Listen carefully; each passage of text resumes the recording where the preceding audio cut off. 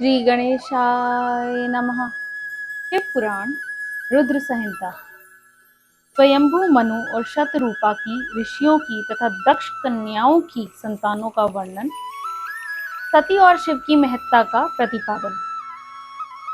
ब्रह्मा जी ने सृष्टि का आरंभ किया।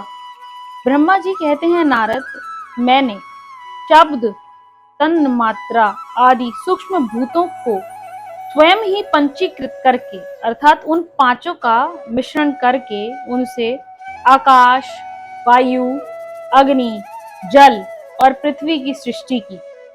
पर्वत, समुद्र, वृक्ष उत्पन्न किए। कला से युग पर्यंत जो काल विभाग है उनकी रचना की। मुने उत्पत्ति और विनाश वाले और भी बहुत से पदार्थों का मैंने निर्माण किया, परंतु इससे मुझे संतोष नहीं हुआ।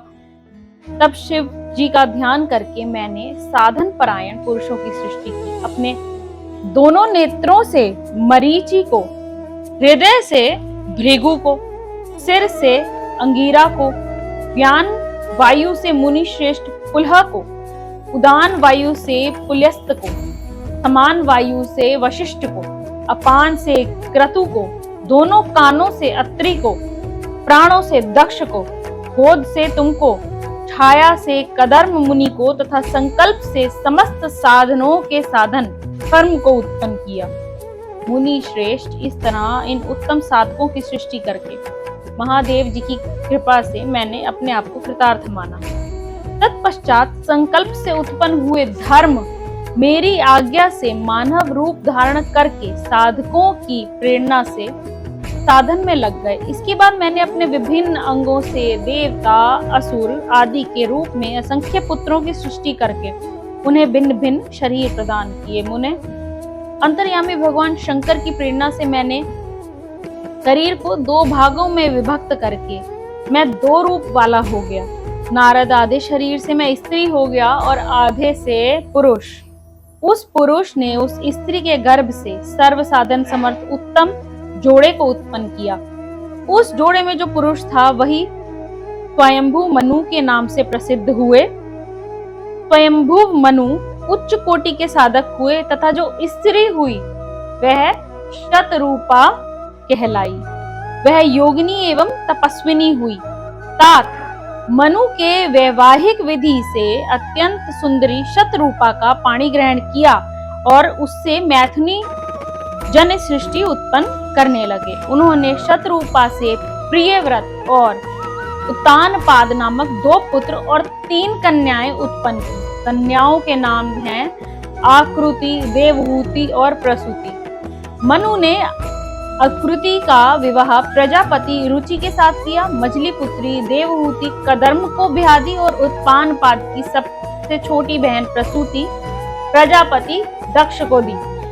उनकी संतान परंपराओं से समस्त जगत आज भी व्याप्त है। रुचि से आकृति के गर्भ से यज्ञ और दक्षिणा नामक स्त्री पुरुष का जोड़ा हुआ। यज्ञ के दक्षिणा से 12 पुत्र हुए। मुने कदर्म द्वारा देवहूति के गर्भ से बहुत सी पुत्रियां उत्पन्न हुई। दक्ष के प्रसूति से 24 कन्याएं, उनमें से श्रद्धा आदि 13 कन्याओं का विवाह दक्ष ने धर्म के साथ किया। धर्म की उन पत्नियों के नाम हैं श्रद्धा, लक्ष्मी, धृति, तुष्टि, पुष्टि, मेधा, क्रिया, बुद्धि, लज्जा, वसु, शांति, सिद्धि और कीर्ति। ये सब 13 हैं। इनसे छोटी जो शेष 11 सुलोचना कन्याएं थी उनके नाम इस प्रकार हैं: ख्याति, सती, संभूति, समृति, प्रीति, क्षमा, सनंती, अनसुया, ऊर्जा, स्वाहा तथा स्वदा।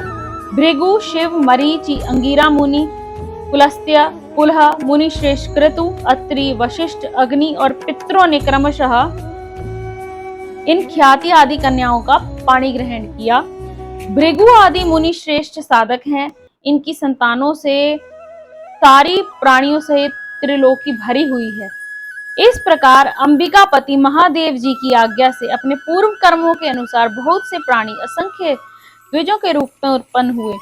कल्प भेद से दक्ष के 60 कन्याएं बताई गई हैं। उनमें से 10 कन्याओं का विवाह उन्होंने धर्म के साथ किया।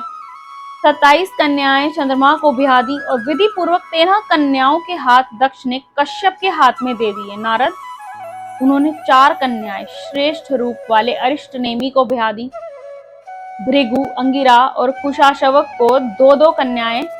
उन स्त्रियों से उनके पतियों द्वारा बहुसंख्यक चराचर प्राणियों की उत्पत्ति हुई। मुनिश्रेष्ठ, दक्ष ने महात्मा कश्यप को जिन 13 कन्याओं का विधि पूर्वक दान दिया, उनकी संतानों से सारी त्रिलोकी व्याप्त है। स्थावर और जंगम कोई भी सृष्टि ऐसी नहीं है जो कश्यप की संतानों से शून्य हो।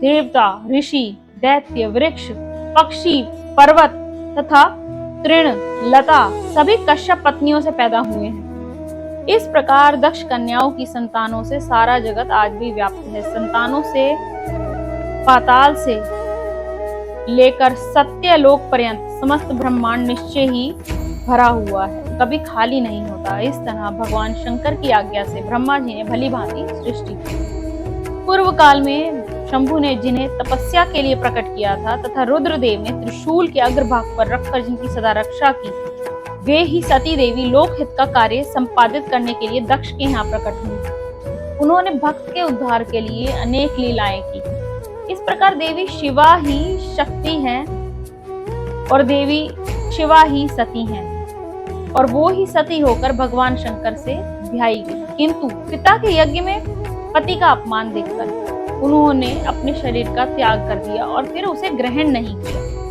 वे अपने परम पद को प्राप्त हो गई। फिर देवताओं की प्रार्थना से ही वे शिवा सती पार्वती रूप में प्रकट हुई और बड़ी भारी तपस्या करके पुनः भगवान शिव को उन्होंने प्राप्त कर लिया। मुनीश्वर, इस जगत में उनके अनेक नाम प्रसिद्ध हैं। कालिका, चंडिका, भद्रा, चामुंडा, विजया, जया, जयंती, भद्रकाली, दुर्गा, भगवती, कामाख्या, कामदा, अम्बा, मृडानी और सर्वमंगला आदि अनेक नाम हैं जो भोग और मोक्ष देने वाले हैं। ये सभी नाम उनके गुण और कर्मों के अनुसार हैं। मुनिश्रेष्ठ नारद, इस प्रकार मैंने सृष्टि कर्म का आपसे वर्णन किया है। ब्रह्मांड का यह सारा भाग भगवान शिव की आज्ञा के द्वारा ही रचा गया है। भगवान शिव को परब्रह्म परमात्मा कहा गया है। मैं विष्णु तथा रुद्र ये 3 देवता गुण भेद से उन्हीं के रूप बताए गए हैं। वे मनोरम शिवलोक में शिवा के साथ स्वच्छंद विहार करते हैं। भगवान शिव स्वतंत्र परमात्मा है। निर्गुण भी वही है, सगुण भी वही है। शिवाय नमः।